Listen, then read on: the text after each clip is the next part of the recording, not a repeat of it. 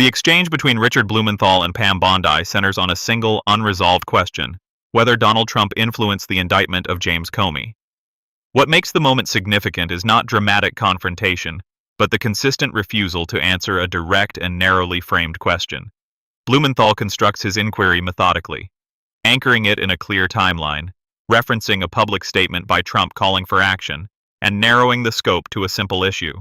What conversations, if any, took place between Bondi and the president before the indictment?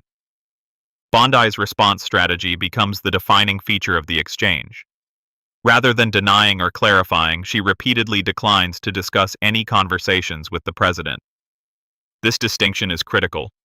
A denial would close the issue, a clarification could contextualize it. A refusal, however, preserves ambiguity. In a hearing focused on potential political interference in a criminal matter, that ambiguity becomes meaningful. It leaves open every possible interpretation, whether there was no communication, appropriate communication, or improper influence, without committing to any of them. As the questioning continues, a pattern emerges. Each time Blumenthal tightens the focus, whether by referencing the timing of Trump's public statement or introducing a photograph placing Bondi and Trump together shortly before the indictment, the response remains structurally identical: deflect, avoid, and refuse. This consistency suggests a deliberate communication boundary rather than a spontaneous reaction. The refusal is not shaped by the question. It is applied regardless of how the question is framed. When direct avoidance proves insufficient, the strategy shifts.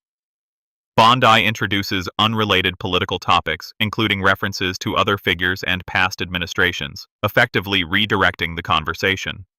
This substitution changes the terrain of the discussion, moving it away from the original issue.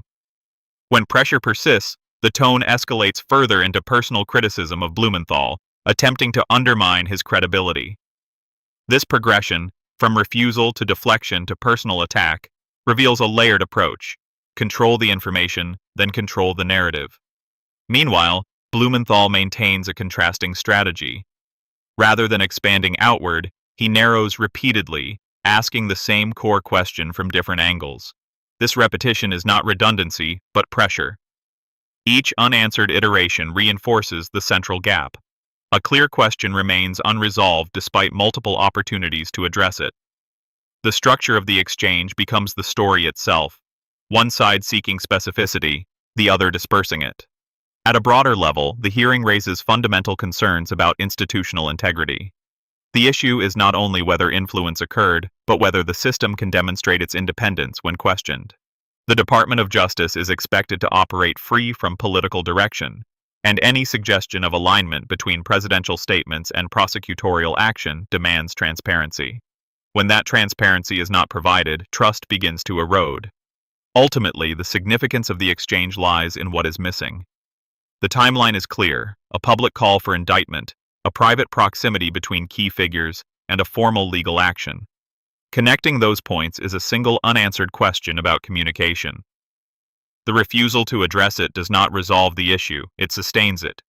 In a system that depends on accountability, silence at this level carries weight. The hearing, therefore, is less about confrontation and more about structure.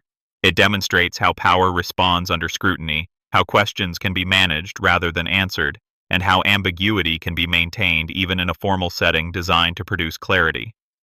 What remains is not a definitive conclusion, but a persistent, uncertain,